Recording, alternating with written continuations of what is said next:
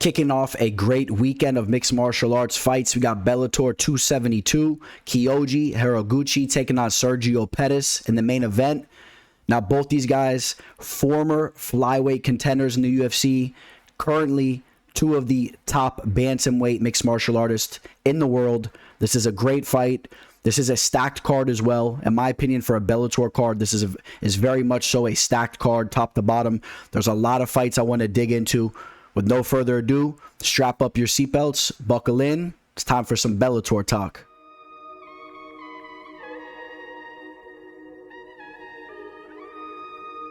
The teller.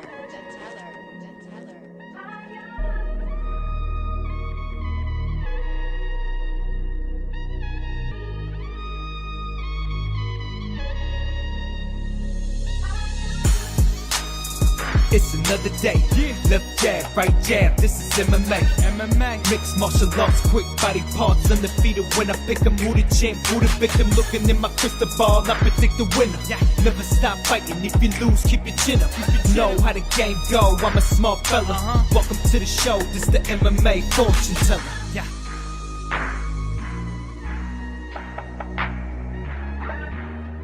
The MMA fortune teller. The teller.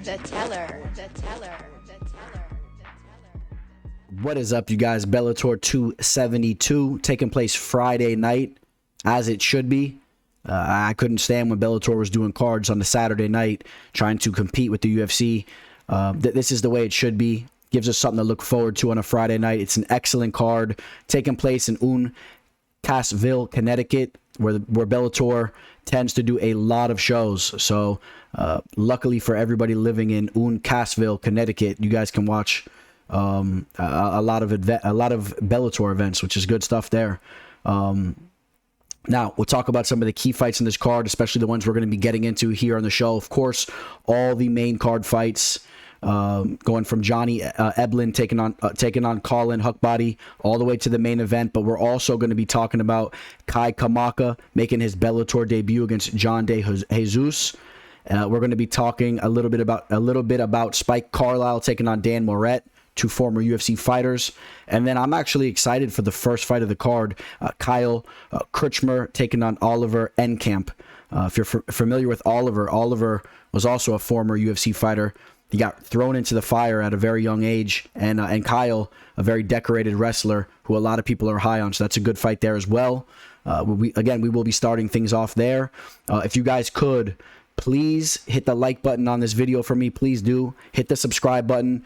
Go follow me over on Instagram at MMAFortuneteller_. I constantly got content coming at you guys. It's the best way to keep up with me as far as all my official plays, what I'm looking at, what I'm looking to attack as far as betting goes. I put all my results here. It really gives you guys some good insight.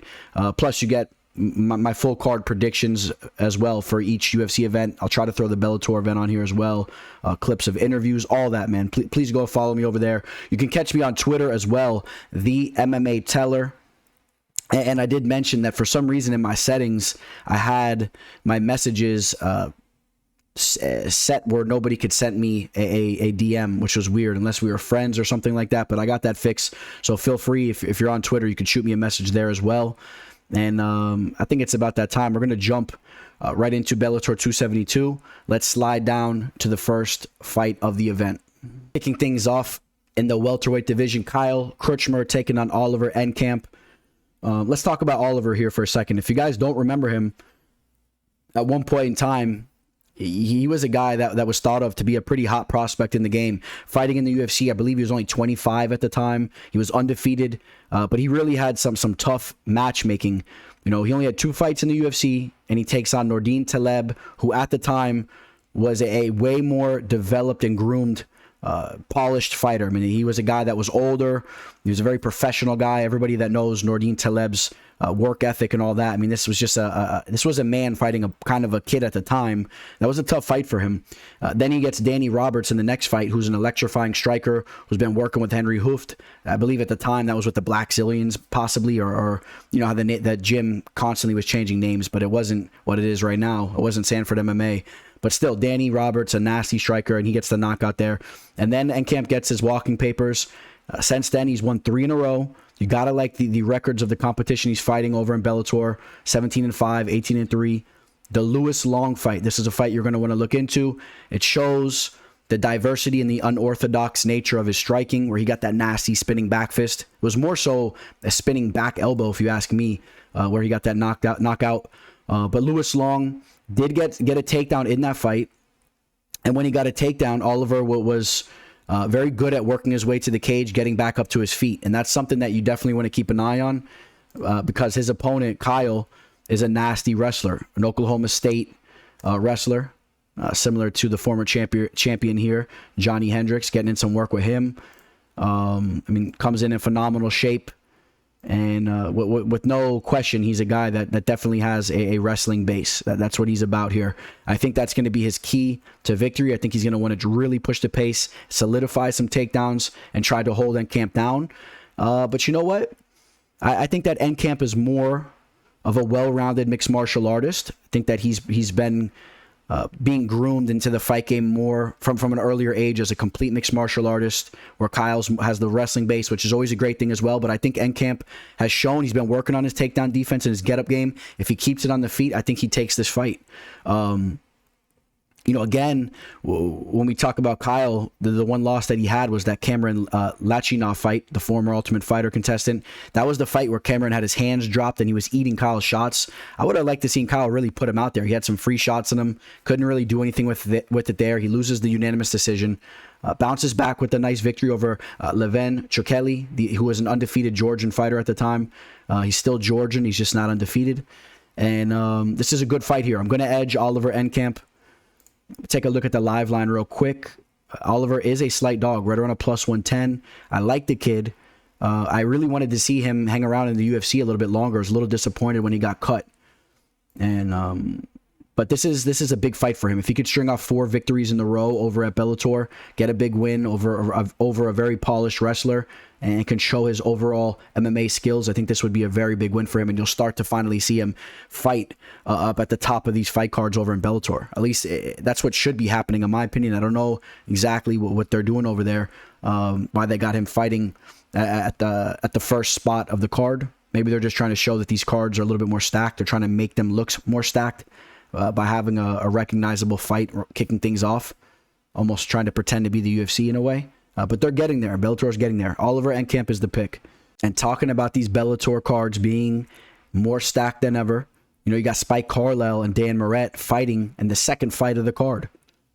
We talked about how good the first fight was, in my opinion, or how good it is for being the first fight of a Bellator card, because you guys know sometimes these Bellator cards are kicking things off with 2 guys making their professional debuts. This isn't that type of card. And I like this fight as well here. Spike Carlisle and Dan Moret, 2 former UFC fighters, 2 guys that have been around the game here for a while. They've made a name for themselves. Spike Carlisle, in my opinion, is a solid fighter. He had a little tough stint there in the UFC. You guys remember he got his walking papers after losing to Bill Algeo. He lost to Billy Quarantillo before that. Two talented UFC fighters. But you got to like how he bounced back. 3 victories in a row, finishing all of them.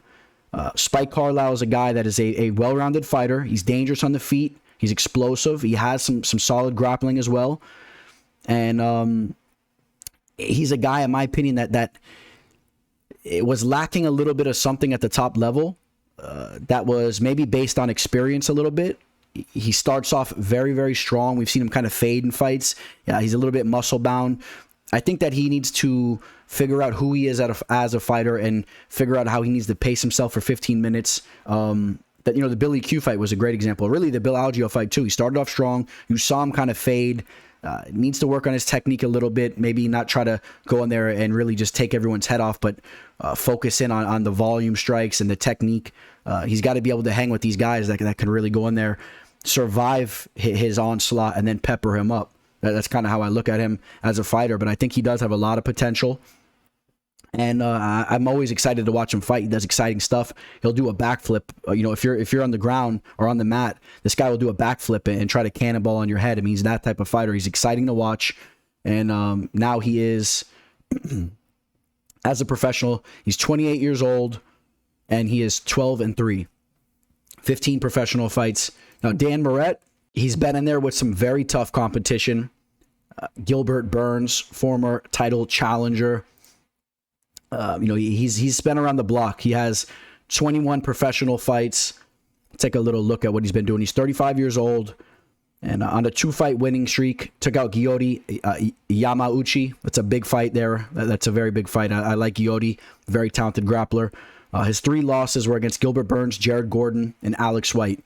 The Gordon and Burns losses, not the worst look. The Alex White loss, not too crazy about that. If you guys remember Alex White, lost to Ione Barcelos over at RFA. You guys know Ione's very talented. So, I mean, he's been in there with some talented competition, some names in the game. Luke Saunders, Jordan Griffin, Bobby Moffitt.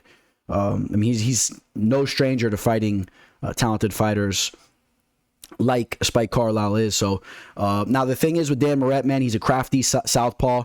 Is he going to be able to try to implement that style that Billy Q and Bill Algeo did? Is he going to be able to survive the early onslaught and continue a high pace and put out a high volume and try to maybe win a decision? Maybe there's some potential there.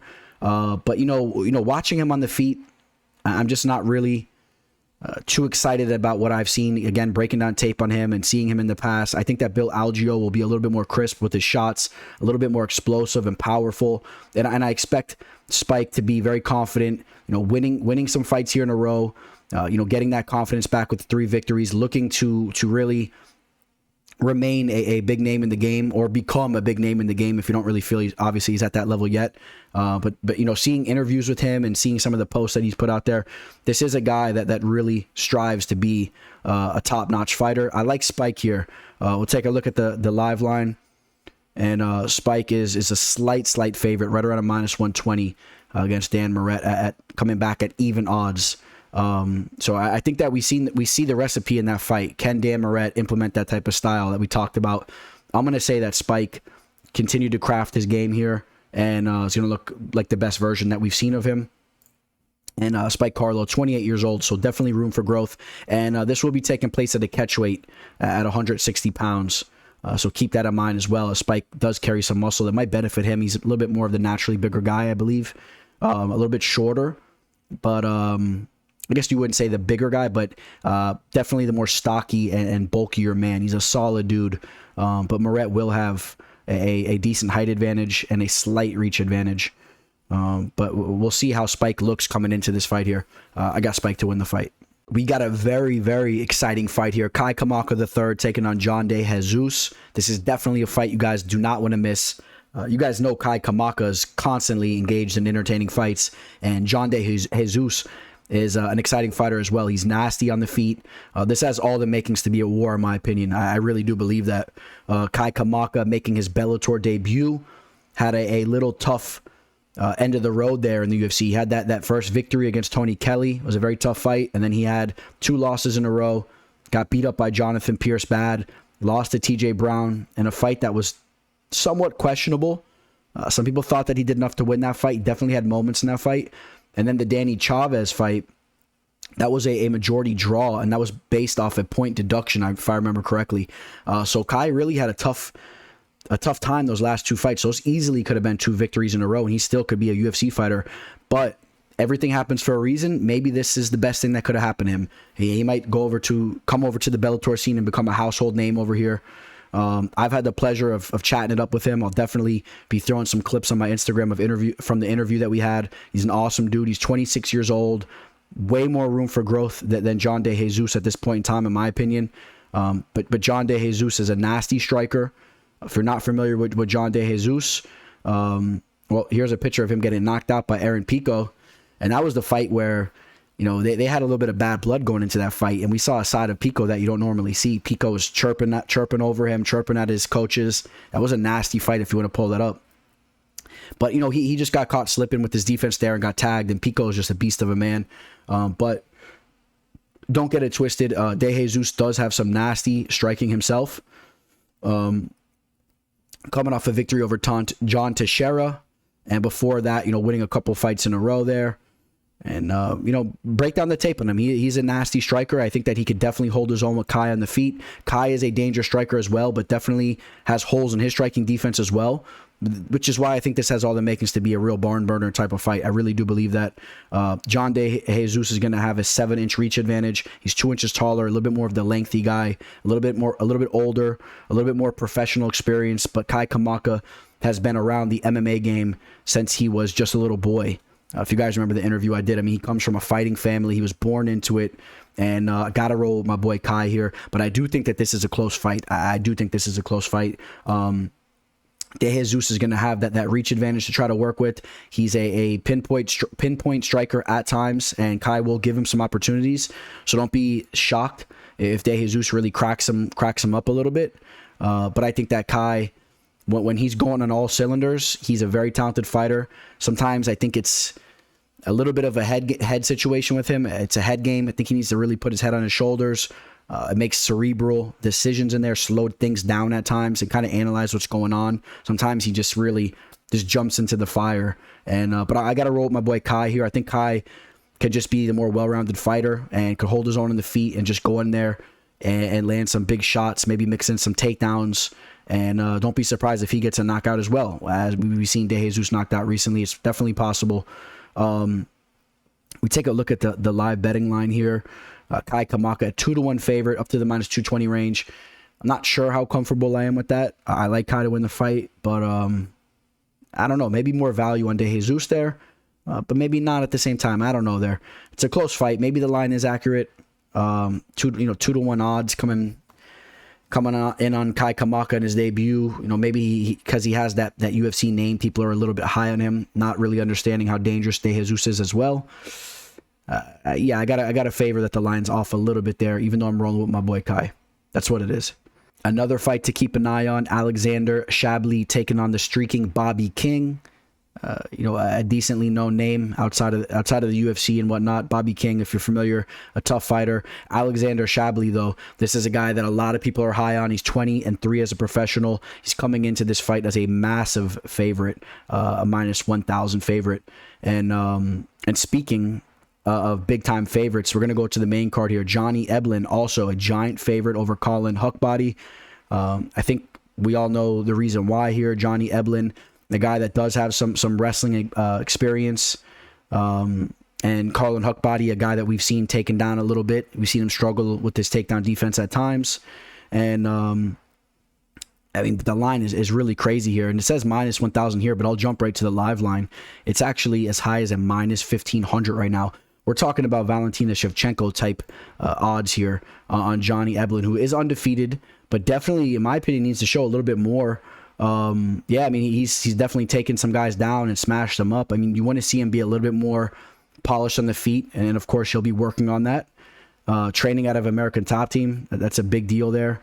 Let's see here. You see him over here with the champ, and Amasov names. This guy's name's always tricks me here. Yaroslav Amasov. It kind of has that little ring to it. A guy that I am very high on. Great to see him getting in work with him over there. You guys know it's no joke over at Top Team, so this is a great thing for him.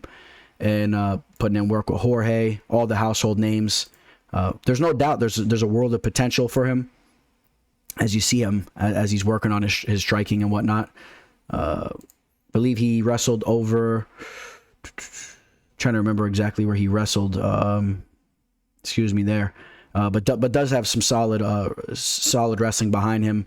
And we'll talk about Colin real quick. Colin coming off that victory over Nick Krause. That was a fight that he was taken down in. He worked his way back up. I mean, he was eventually able to win a decision there, but he was taken down at times in that fight. Before that, he loses to Aaron Jeffrey. Jeffrey, a talented fighter. You guys know him from Dana White's Contender Series. And just a guy that's known in the game. He's a solid fighter. And took a tough loss there, but got to respect the name that he lost to. So what do we think about the line on this fight? I mean, Colin Huckbody, a huge underdog. I got to say that I would want nothing to do with Eblin at that -1,000 to -1,500 range. There's nothing you can really do with that, in my opinion. Colin Huckbody has shown that he's decently crafty on the mat. He has some jiu-jitsu skills. You never know if he's able to sneak something in or somehow take a back. I mean, you got to be careful about those types of things. And what do you really have to win at those kind of lines, you know, from the minus 1,000 to minus 1,500 range? I completely expect Johnny Eblin to handle business. Again, he's been working on his boxing, got some power in his hands. Could see him getting a takedown and smash and calling Huckbody out, maybe getting a finish. We'll see how that fight takes place. And, you know, other notable wins that Eblin has too. Taylor Johnson, that's a guy that a lot of people were high on. Talented wrestler, explosive striker as well. And that was a big win there. You know, it's been stringing off victories over in the Bellator scene now. And we'll see how this fight goes for him. I'll pick him to win. The line's a little crazy. Josh Hill taking on Jared Scoggins. Scoggins, the brother of Justin Scoggins, former UFC fighter.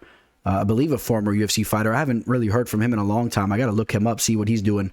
But he was a guy, Jared's brother, Justin Scoggins, was a guy that was really thought of to be a top prospect back in the day. He was working on his grappling over at American Top Team. He already had that karate style. He was a career martial artist from when he was a young age, and he was really diverse on the feet and gave some guys some trouble with his kicks, and eventually ran into some tough fights, and I don't know what's going on with him.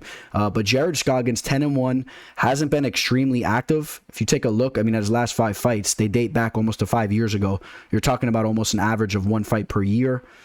His last fight was over a year ago over at NCFFC, and before that, 3 years ago, over 3 years ago against Kenny Porter.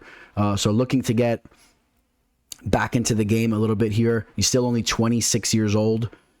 So, I mean, plenty of time to get the train back on the tracks here and get some momentum going.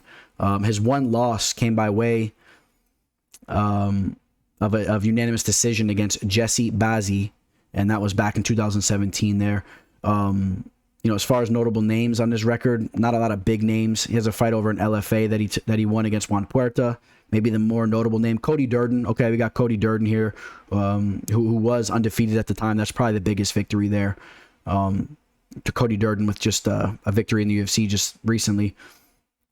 Now, his opponent, Josh Hill, you want to talk about experience. This guy has 24 professional fights. He's been in there with the who's who. I mean, you name it. He's 35 years old. You know, been locked in the cage with Rufian Stotts, who's a very underrated fighter. You guys know Stotts is really doing his thing right now. And he went to a decision with him. Taylor Lapilis, you know, he lost a split decision there. Talented striker, former UFC fighter. Marlon Moraes, he fought him twice. Got finished the second time around. Bendy Kashmir. Josh Reddinghouse. He was on The Ultimate Fighter, season 18. Took out Paddy Houlihan and lost to Mike Wooten. If you guys remember those guys. And, I mean, he's been around the block. Of course, the big-time experience were those fights against Marlon Moraes. And now when we talk about the skill set of Hill, not overly impressed from what he has in the feet. He's a tough guy in the feet. A little bit slow. You know, he'll wing out the leg kicks. He'll throw some boxing strikes out there. Not overly impressed there, to be quite honest. Excuse me. But he is a guy that does have some solid grappling, and he's a decently well-rounded fighter. When it comes to everything, he just mixes things in pretty good. You know, I was breaking down some tape on him earlier, and he impressed me this one time. You know, this one time this guy is shooting in for a takedown on him, and you know, he's sliding to his back instantly, getting him down to the mat, locking in a rear naked choke. I mean, he does have that type of ability. He's just a very cerebral and a very, you know, just a very crafty veteran, a guy that has a world of experience behind him. And you can't underestimate that.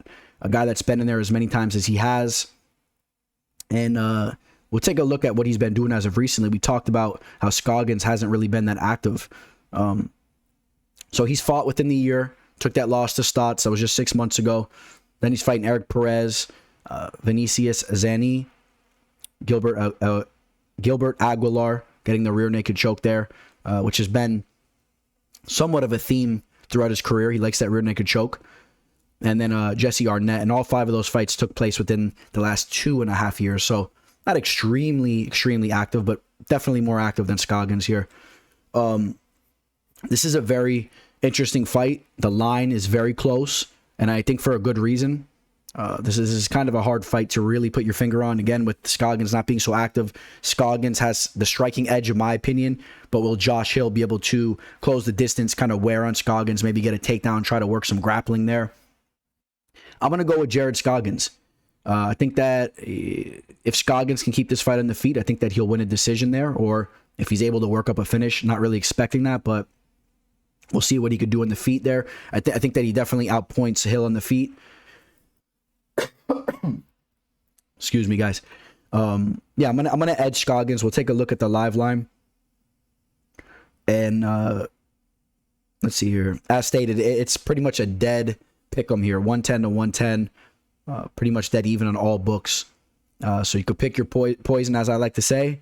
I'm gonna roll with Scoggins, but nowhere near a very confident pick. I think this fight can go either way. And I wouldn't be surprised if Hill implements some grappling and maybe even pulls off a choke or something like that. We'll see.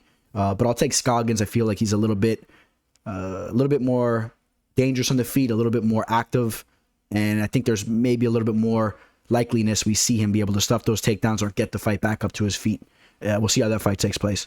What's up, you guys? Real quick, you guys know I love Bovada.lv as far as an online sports book. It's the best one in the business, in my opinion. If you guys are a little bit hesitant with working with online sports books, reach out to me. I'll explain to you the little details how everything works. It's so easy nowadays. You know, the way things used to be back in the day, you guys have no clue how it was getting your payouts and whatnot. You know, I've had checks mailed to me from God knows where they came from, waiting for weeks. Nowadays, you're talking about instant withdrawals. You can get it straight through your Venmo, Bitcoin. There's all different aspects. You can get it sent right to you. I think it's Zelle, all that stuff. I mean, it's all here. I mean, we got it all here, man. There's all things, every type of sport you could bet on. Of course, they got all the mixed martial arts bouts going down. It's not just the UFC. You got Bellator, you got LFA, all those types of things. Bare Knuckle FC, boxing. You got it all here, man. If you guys are interested in signing up, please reach out to me. Let me send you over my referral link. Sign up through that, and I'm going to give you guys some free picks, all right? I'm going to give you a full event free, all right, guys? And you'll also get a bonus when you sign up. We'll make some good money together. And this is the website. I'm telling you guys, this is the website here. Reach out to me if you're looking to join it, all right, guys? We got the main event here. Sergio Pettis taking on Kyoji Horiguchi. This is a solid fight here taking place in the bantamweight division. Both these guys got a world of momentum behind them. A lot of people really have some high hopes for their careers now. Sergio Pettis, the champion, of course. Kyoji, the former Bellator champion, if you guys remember, victories over Darian Caldwell. He did vacate that title. Just recently was the Ryzen champion, or not now. He's the Ryzen bantamweight champion as well, as he redeemed himself against Kai Asakura, who, if you guys remember, actually knocked out Kyoji the first time around. We want to talk about that fight a little bit more here in a second. But real quick, both these guys pretty much at the primes of their career. Sergio still has some room for growth. I mean, of course they both do, but Kyoji really creeping into right at the prime of his career right now, in my opinion. 31. Sergio still only 28. Not much of a difference, 3 years, but you guys catch the drift of what I'm saying here. Horiguchi going to be an inch shorter and have a 3-inch reach disadvantage. So, we've seen Sergio really like to pump that jab. I think that Sergio is going to want to keep this fight on the outside. I think that he definitely wants to keep out of Horiguchi's range as far as those nasty hooks go, because Horiguchi really will try to close the distance and throw some Michael Chandler type haymakers in there, if you guys know what I'm saying. I'm talking about throwing fastballs. He really goes in and looks to do that. Also, Horiguchi throws some nasty leg kicks.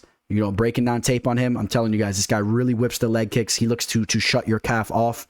Sergio Pettis, a very talented striker, but at times when he's looking to pump that jab, he could be a little heavy on that front leg. I could definitely see Kyoji chopping that leg down a little bit. Now, check this out. You see him over here on the podcast. This is the American Top Team podcast. I want to talk about something real quick. I got a little bit of insight from some people over at American Top Team. And, you see the owner of American Top Team, Dan Lambert, an awesome dude. sitting here pointing his finger at him. You know, there's been some talk about Dan Lambert being extremely high on Kyoji, saying he's one of the more talented fighters that has ever came in that gym. And that's saying a lot, because if you think about the names that have came through American Top Team, I mean, forget about it. I mean, you're talking about the cream of the crop in the MMA world. And Dan Lambert's talking about Kyoji being one of the most talented superstars that ever came into his gym. So that's definitely some high praise there. Now, we'll talk a little bit about what Kyoji has done in his career. Let's run the tape on him. If you guys remember, of course, he was in the UFC. He was extremely young at the time. And we're going to work our way up. But, you know, big names all throughout his career. Worked his way up, you know, through the Japanese fight scene. Gets signed to the UFC. What did we got? 4 victories here in a row. And then he gets that big fight with Demetrius Johnson where he gets armbarred with the second left. Now, let's be clear, Demetrius Johnson was winning every single round of that fight. He bounces back with 3 victories in a row, takes out Ali Bagatinov, Neil Siri, Chico Camus, and then he is let go. They part ways. He goes over to Ryzen, you know, handling business, destroying guys, knocking them out. Hideo Tokoro, Gabriel Oliveira, Manil Cape, guy that's fighting this upcoming weekend as well. You know, getting the submission on him. Ian McCall knocking him out. That was a big fight for him. You know, lost a kickboxing bout to Nasukawa, who is a very, very, you guys know the deal, a very talented striker. That was the guy who fought Floyd Mayweather. No shame in that loss. Then we're talking about the big wins over Darian Caldwell, Ben Wynn, former UFC fighter. Then that little mistake that he made in the Kai Asakura fight. In that fight, he went in there a little bit overzealous, man. Didn't have his striking defense on point, got clipped, and he went out in a bad way. If you guys remember, you know, he was out on his feet for a little bit, trying to gain his wits. Well, Kai was teeing off and eventually caught him right at the end of one of his punches and stopped the fight there. But he gets the immediate rematch, and he gets the first round knockout himself. So really a great look there. You love to see a guy come back and do that, kind of saying that, you know what, that was a fluke. You know, if you fought 100 times, you know, he's basically saying, you know, I'm taking the vast majority of those fights. You know, that's the energy I got from him there. And now he gets the big fight with Sergio. Sergio, 21-5 since leaving the UFC. And he lost some fights, but lost to some very talented guys. Henry Cejudo, Jussier Formiga, who had that body lock and just held him the entire fight. Rob Font. You're finding a common theme, right? A lot of guys that are fighting this weekend. Rob Font was just a bigger man, was able to bully him up. But then he goes over to the Bellator scene. You know, finishes with the victory over Tyson Nam. I think he actually broke a statistical record for the division in that fight with the jab. So keep in mind what we're talking about with Sergio here. He's a very, very polished striker. A very, very polished striker. He's been in kickboxing bouts since he was a teen, working with Rufus Sport and all them. And then he has the three fights in Bellator. Looks great against Alfred, a guy that you really probably wouldn't know, but the way he went in there and took him out was devastating. And then the 2 victories over Ricky Bandejas and Juan Archuleta. Juan Archuleta being the most impressive victory almost in his career. You got to say Joseph Benavidez, of course, was, and Brandon Moreno, you know, current champion. These are big names that he's taken out. John Moraga, tough guy.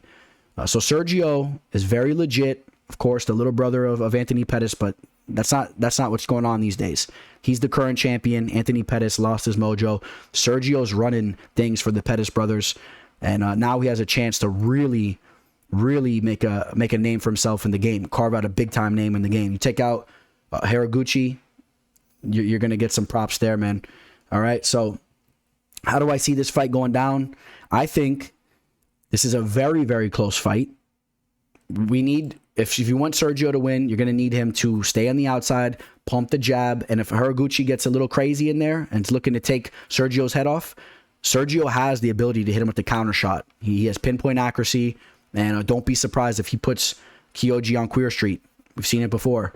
That's going to be what Sergio's going to want to do. Kyoji is just going to have to be the more aggressive fighter, come in there, be a little bit of a different animal as far as his aggression goes. We've seen him do that time and time, continuously move forward, cut the cage off, use good footwork to get on the inside, throw power shots, try to sneak in a couple of takedowns. I think that Kyoji might be a little bit more physically strong and a little bit better of a grappler. But Sergio's no slouch there as well. He's crafty with his jiu-jitsu. But we've seen Sergio taken down and controlled a little bit on the mat. We've seen him be a little bit complacent there at times. So I think that's an edge for Horiguchi. And that's why I'm going to edge Horiguchi. I think he has a slightly a little bit more edge as far as the overall game goes. I like the aggressiveness that he brings. I like his leg kicks. But Sergio is very live in this fight, in my opinion, and I think the line is a little off. I think this should be a little bit closer to a pick'em. Maybe Sergio right around a plus 110. Maybe, you know, Horiguchi right around a minus 130. Something like that, a little bit more so. We'll see. This is a great fight. Basically unifying the titles, right? The Ryzen and the Bantamweight championships for the Bantamweight division. Essentially, that's what's going on, right?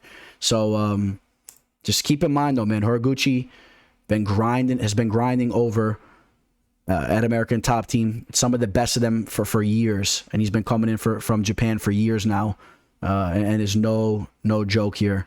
And I gotta roll with him there. I gotta roll with him, but I think Sergio is very live, and I've been a little bit back and forth on that pick too, just to clarify that. So you guys see where I'm standing with this fight, and that's gonna wrap things up. All right, guys, we got Bellator 272 coming up tomorrow night. I'm going to upload this video to you guys now.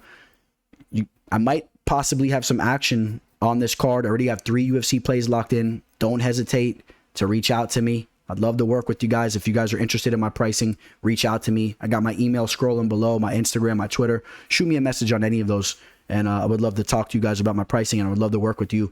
Consistently been profiting for years now. You guys see the numbers. You guys see what I'm doing. I put a lot of time into what I do, a lot of time breaking down tape, and I continuously am profitable. So it's not a bad investment. I'm telling you guys, reach out to me. All right, guys. What else? I think that's going to wrap things up. You guys enjoy the end of your week here going into the weekend. Got 2 fight cards going down Friday and Saturday. Get your couch ready. Get the bar stool ready. Get your mug nice and cold, ready to pour some beer in there. If you don't drink, some nice ice cold water, whatever you do. Enjoy the fights. All right, guys. On that note, I guess there's nothing else here to do but sign out. Signing out, The Teller. The MMA Fortune Teller. The teller. The teller. The teller. The teller. The teller.